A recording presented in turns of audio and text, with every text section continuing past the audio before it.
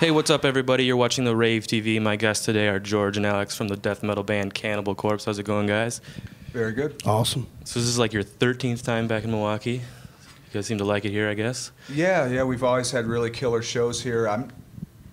13 might be the number. It's kind of hard to remember by this point. I know the first time was Milwaukee Metal Fest, first time we played in this building in 1991. So we've got a long history playing here, and the shows are always great. We've actually filmed a live DVD here in the past, back in 2000, the live Cannibalism DVD and live album.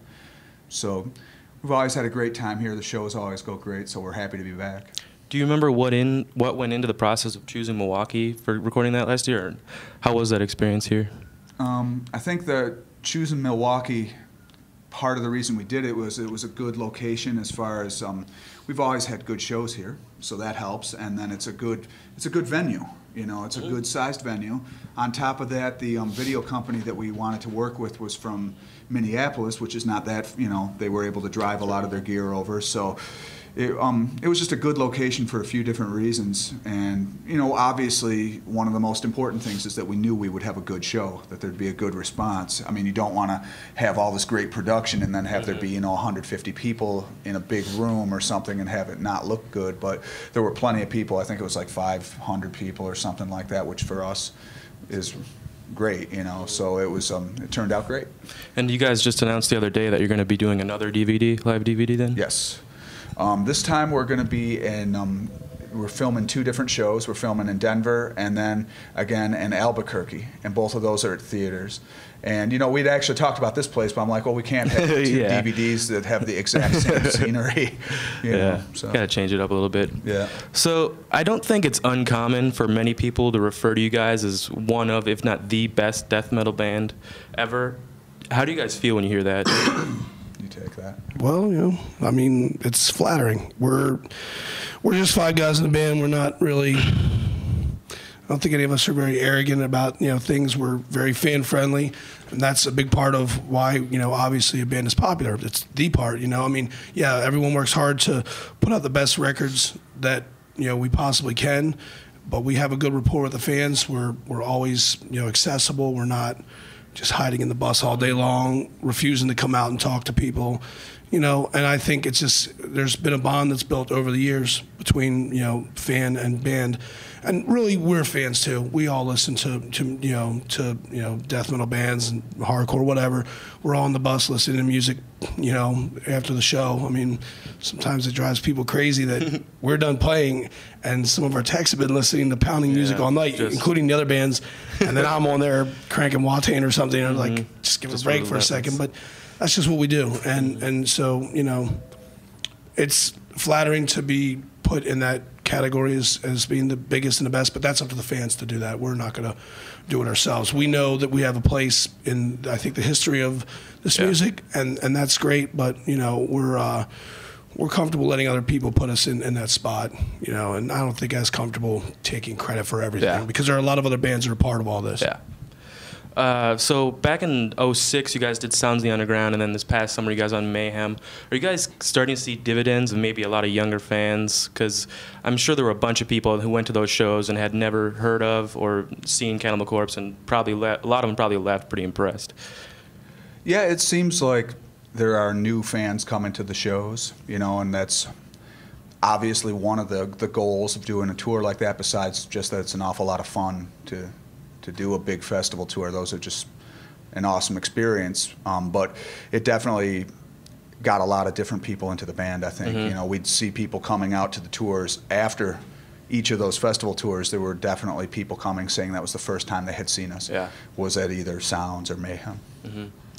Now, I don't know if you guys are able to watch TV while you're on the road, but with the South Park censorship that happened last week with Comedy Central censoring the episode with Muhammad and everything, are you guys unaware of that? I thought that they had something a long time ago. No, with that, they just put I didn't hear about that. Yeah, they just put out 2 more episodes where they had gotten death threats because they were making fun of Muhammad, the Muslim prophet, and they were making fun of everyone in the episode. But Comedy Central had censored the episode, so whenever they said the word Muhammad, it was bleeped out, and then they censored an entire speech at the end of the episode. So I was just wondering, you guys are no stranger to censorship, but what is the roller coaster of emotions when, you know, Slagle comes to you, first came to you and said, hey, you guys, we have to censor this album cover. Are you like offended, or do you understand? I mean, we were doing, especially back then, there weren't a whole lot of bands that had album covers that were that graphic, like Butchered at Birth or Tomb of the Mutilated. So, I mean, the first time we dealt with censorship was on Butchered at Birth, and we were just so young that I remember hearing about it and thinking, oh, that's a little weird, but I don't remember being that shocked. Yeah, I mean, it's been so long. Gosh, that was, what, like 17 or 18 years ago that we put that record out. So it's hard to remember how I felt, but we didn't really think about it. You know, we were just making what we wanted to make, and the censorship thing was like, oh, well, we'll deal with it, you know.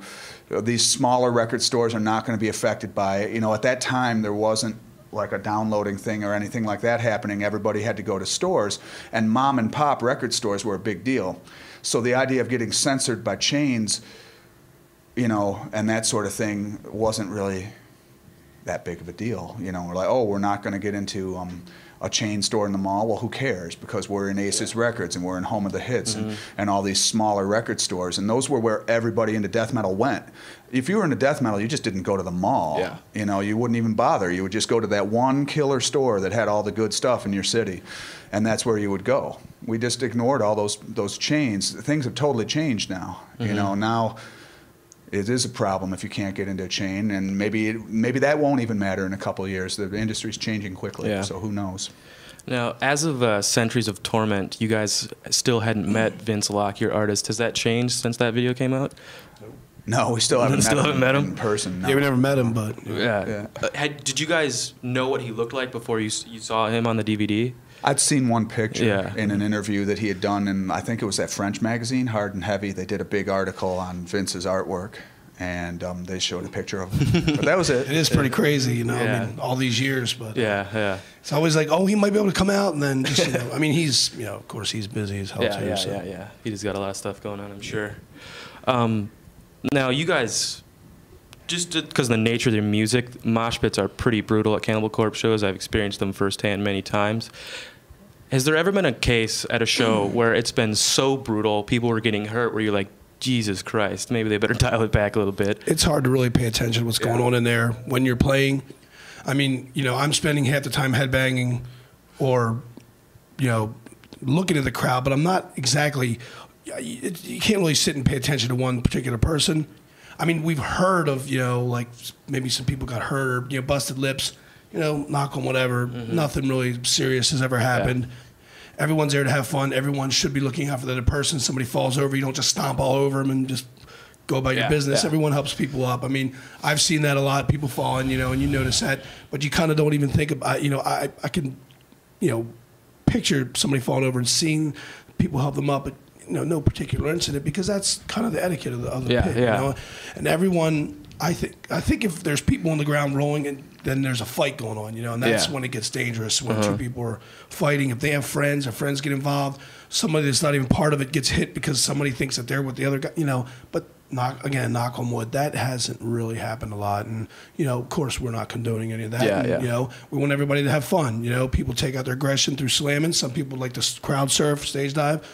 Some people just sit in the front row and bang their heads, you know, and some people just sit there and actually watch the show, you know.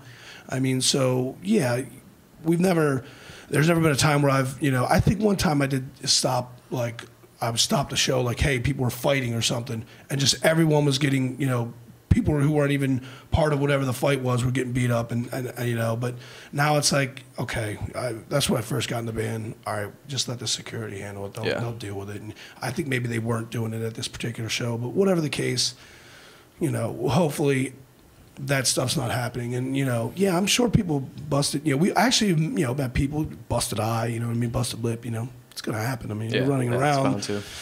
Arms are flying. Everybody has their own style, too. Some guys swing their arms around. Some guys just kind of run around. And, you know, that's where I think more fights happen, when somebody's swinging their arms like a maniac. And they're the only person doing that. Everyone's like, dude, hey, man, that's not working here. Okay? Just chill a little bit. I don't like that guy. We don't want people getting hurt. You know, we'll sing about the violence. You know, it might look violent to outsiders who don't understand it, but we know what the deal is. And we want everybody to have a good time. You know, go away, you know what I mean, with a smile on their face. They got a busted tooth, it happens. But, you know. It's the nature of the beast, I guess. Yeah, you So your lyrics are, I mean, it's pretty obvious that they're pretty brutal. But is there anything that truly disgusts you? Like when you hear about it and you hear people talking about it, it's like nails in a chalkboard to you. You don't like hearing about it. Sure, I don't like people, messing with kids, kidnapping, raping kids. Those kind of people need to be not just put in jail, but they need to be tortured every day. If you're gonna not kill them, you're not gonna put them to death. Every day you have a scheduled torture.